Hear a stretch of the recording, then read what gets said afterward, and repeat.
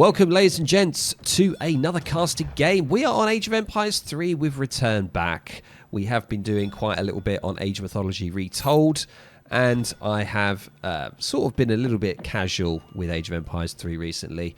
I've been exploring other games, completely other games, like different games, not just RTS games, action roguelike games that I find quite fun on Steam. Been playing a few of those offline, and just sort of just chilling, relaxing, not taking stuff too seriously. But Revnak did DM me this, and we're going to watch it unravel right now. So this is Kaiser Klein versus Revnak, two huge names, legends in the community, meeting each other on the ranked ladder. Let's see how this one goes down. We have on the bottom right part of the map, we've got Kaiser Klein here playing as Germany in the Siam. Top left part of the map, we have Revnak here under the alias of House of Trading Post Community, which is the HTTP, which is the Discord group that Revnak manages, and others do as well. There's quite a few Discord groups and communities, maybe a little bit too much just for Age of Empires 3. Some of you might think, well, isn't that a good thing, Widgie? Yes, it is, but sometimes it can really sort of divide communities up, and there's always some kind of drama going on in Age of Empires 3, and I'm sure it's the same on other video games for other communities. And yeah, we've got a lot of different communities floating around. We've got House of Trading Post, we've got Free Food Party, we've got my sort of community. We've then got Lionheart's community that's quite large as well, and we've also got Samurai Revolution as well, his community still, even though he doesn't make any content for the game anymore.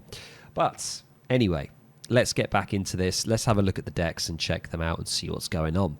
So let's see the land deck here for Revnak, and we can see here that we do have an interesting Hanover allies in Age 2, but everything else seems pretty standard for Brits, to be honest. However, we do have 3 infantry upgrade cards here: Scots Guards, the Team Grenadiers, and the Cavalry hit points. So quite a lot there. The triple threat in Age 2. And we can see some Yeoman and Longbow cards here as well. So this is a very all-round deck. Normally with Brits, you have 2 variation land decks. You have one that's like sort of Longbow variation, and then the other one is more musket variation. That one seems to be like a mixture, to be honest with you. And let's have a look down here, at Kaiser Klein. We do see an age up, by the way, coming in. Just before we do look at Kaiser Klein's deck, we see an age up coming in already for Revnak here, and immediately transitioning and chopping that wood. We now see an age up coming in for Kaiser Klein playing as the Germans, and he's getting in Quartermaster here. 400 wood is going to be coming his way. Let's have a look at the deck. It is as standard as you like, ladies and gents. Kaiser Klein doesn't really change too much. We do see the good old Silversmith here as an option if you want to go for mercenaries, or if you do really need that huge boost to your gold economy. Silversmith is going to be the answer there. And we can see the classic double skirm, double Ulan shipment in Age 3, along with 2 mercenary options here that you can go for. So yeah, seems very kind of standard. We do have hunting dogs coming in now for Revnak, and interestingly, he's put that market all the way over on this side. I quite like that. It provides the vision that you need here for the vills on the left-hand side. I really like that. So if there is any raiding, which you're going to assume from Germany, normally you'll see the classic 2 Ulans coming out, nosying around, trying to see what they can do. So it is quite common to see that. And Kaiser Klein here is Revnak's actually going for a forward Rax here. And Kaiser is going to be able to spot that. And we do see the outpost wagon coming in.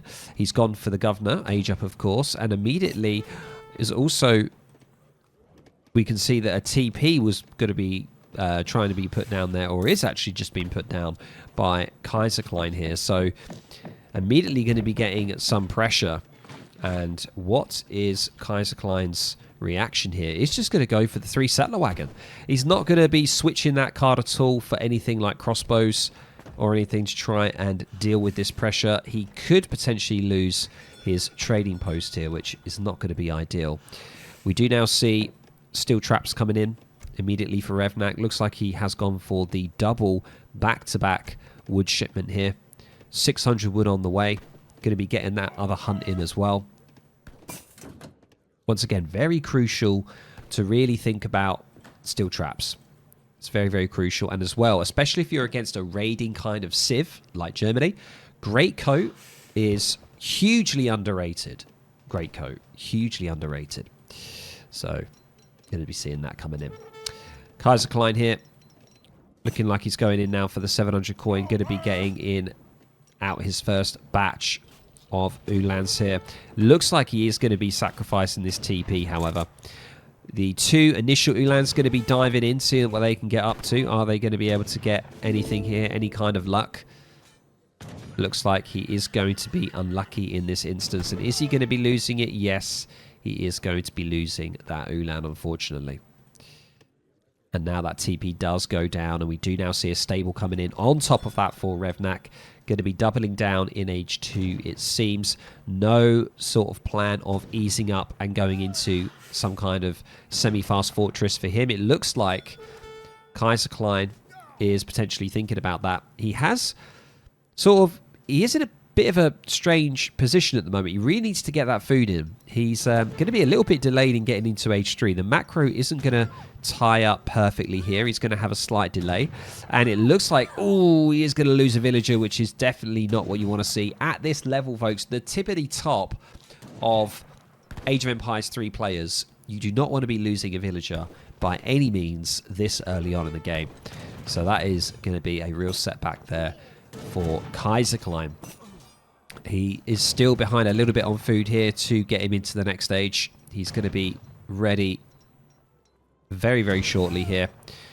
Do see a couple of Ulans trying to dip in on the northeast side here, trying to harass Revnak, but he's walling off pretty successfully. Fast stage up for Kaiser is on the way, and he's going to be getting Gangsaw in transition. And yeah, he's going for the Exile Prince, of course. Revnak going to try and poke here on the northwest side of his base. And, oh, are these Ulans going to get caught out here by the pike? Fantastic reaction there from Kaiser, managing to dip out there. Does not want to be tussling with those pikemen. Hey, Dr. Smith and Ertan, how you doing? Welcome. Welcome to the stream. Come on in. Glad to have you guys here. And Age Up is now in for Kaiser. What is his option? He is going to be locking in the war wagons here. Probably seems like the best thing, to be honest. And yeah, Revnak, not in any position to be aging up. Brits are pretty darn good at playing in age 2.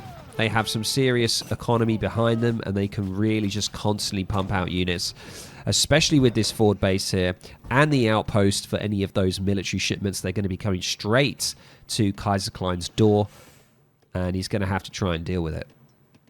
Now, he's going to have to deal with war wagons. How does one in age 2 deal with war wagons? Well, the only way is to snare them. Get on top of them and snare them.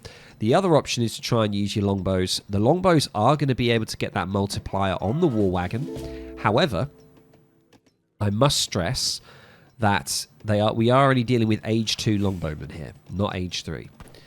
But that is going to be one potential ticket here that he's going to be able to, how he's going to be able to deal with this. And does Kaiser have, he hasn't got the Ulan upgrade in. He's really going to need that. It's so crucial to get that Ulan upgrade, because any further shipments and pretty much any shipment with Germany, you're going to be getting the Ulans. So it's so important. The minute you're in age 3 is to try and find that macro to get the Ulan upgrade in. It's so crucial. And you can see here, longbows are going to try and do what they can do against these war wagons, doing some decent damage, not bad. And I think Revnak is going to continue with longbows. I can hear a lot of wood chopping, so he's probably going to be sticking, and yes, he is. We do see some actual further harassment here from the Hussars on the south side, going to try and poke in, see what they can do.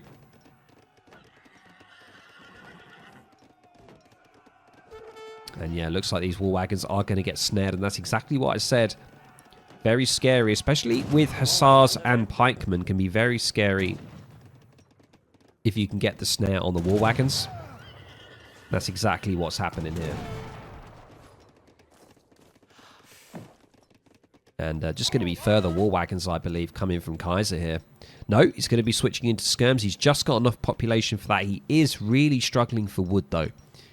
Really needs to get that wood in. He also needs to get that Ulan upgrade in. As I mentioned, it's so, so crucial to get that in. Hey, Funf Gamer, how you doing, man? Welcome, everyone. I know the almighty Lionheart is streaming, but hopefully you guys are here and enjoying yourselves. We're going to hopefully be able to cast a few more games. I'm going to see how long I last. I do currently have COVID, but I'm kind of past the worst stage of COVID. So apologies if my voice sounds a bit strange, but hopefully you guys are enjoying this cast. I mean, those longbow little pokes there, very, very nice. Trying to take down a war wagon. A settler wagon. But we do see Kaiser Klein in a pretty nice position here. He just needs that Ulan upgrade, which he's getting in. That's going to be absolutely crucial. Once he gets that, he's going to be way more confident in pushing in here. We do have a good old 3-unit composition here from Revnak. Quite deadly to try and deal with. And we're going to see how the micro plays out here. Now, he's going to want to try and get a snare on those war wagons if possible. What I do like is the Hussar with the pike, because it's really going to cause a problem against the Ulans. But we do see a nice pull trick there coming from Kaiser Klein. But the pikes, they don't care whether they're on the war wagon, whether they're on the Ulan. They're going to do some decent damage. And now they're going to be taking the front line. But all the war wagons are pretty much going to be going down now. Longbowman making sure to focus on that. And we just got Musk and Pike against Ulan. And it's not going to be ideal for Kaiser, even though he does have the age advantage here. And we can see that final war wagon going down from the longbows. And what do we see? We do see further cav hit points coming in now. And just continuing with Pike and Hussar here. Maybe this is the way to deal with Germany, ladies and gents. Maybe it is just going for the all-out 3-unit composition in H2. Longbow, Pike, and Hussar. Maybe that's going to be the way. Villager now going down, and he is absolutely in his base. We do see an Ulan shipment coming in, though, for Kaiser. And he's going to try and get on top of this now the best he can. Can he do enough damage here? Luckily, another batch of Hussars coming in to try and save the day. And they do have the cav upgrade. So they are pretty deadly. Even in H2, very high HP pool, 368 HP.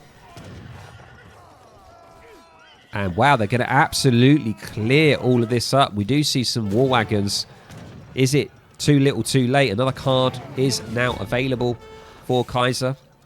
What is he going to be going for? He is going to be going for further Ulans. 8 Ulans now coming in.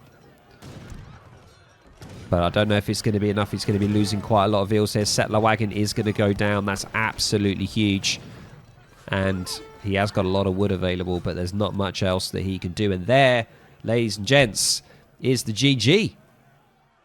There it is. Wow. The power of Brits in H2, ladies and gents. When you play them in a certain way, this can be quite scary playing against Germany. I can't stand playing against Germany because the minute they're in H3, they're kind of like a snowball. So hard to control and contain. But I like the opening here with the outpost, getting straight onto the map, getting that map control that's so crucial for Brits because you need it for the food. Then doubling down with the barracks and the stables, and then going for that 3-unit composition. Really like that. Going for the bow, the pike. Actually, 4-unit composition. It was bow, pike, musk, and Huss. Absolutely got all bases covered. Hussar's really good for just that meat shield. Getting in the front line, doing some damage. And the longbowmen in the back line trying to pick off the war wagon as best as they can. Also having the pike on the front line as well, doing really good damage against the Ulans, and then finally getting on top of the war wagons. Really, really nice. And also it's played on this map as well. I like this map. Can't remember the name of it, but it's one of my favorites. But there we go. By the way, welcome everyone. Hopefully you're enjoying yourselves on this fine, what day is it? Wednesday. I do have COVID. I've just gotten over the hump of the worst of COVID. And it's probably why my voice sounds a little bit strange. And yeah. No Berber Sultan. No Berbers being used actually. At all from both parties. We do have the Berber here, the Berber Nomad. And also, you know, the Berber Camel Riders. 2 great units there to be used. Could the Berber Camel Rider be a good option? Probably against some of those Hussars. The Nomad's probably not really needed that much. You know, you're Germany, you've got your settler wagons, you're going for a semi-fast fortress. It's probably not ideal to go for that. But you could definitely have potentially tried to get that and then gone for the Berber Camel Riders at a later stage. But the thing is, the forward base here was really cutting that off. You know? It was really cutting it off. But yeah, there was definitely... I don't think Revnak needed to do it, to be honest. But I think Kaiser Khan probably, because he did have population issues, so that may have been beneficial for him. Right, let's have a look at the post-game. Yeah, we can see economy here, of course. Have a look at the village population. Yeah, just... Of course, Brits just exceeding with all the houses that they build. But oh, great game. Really enjoyed that.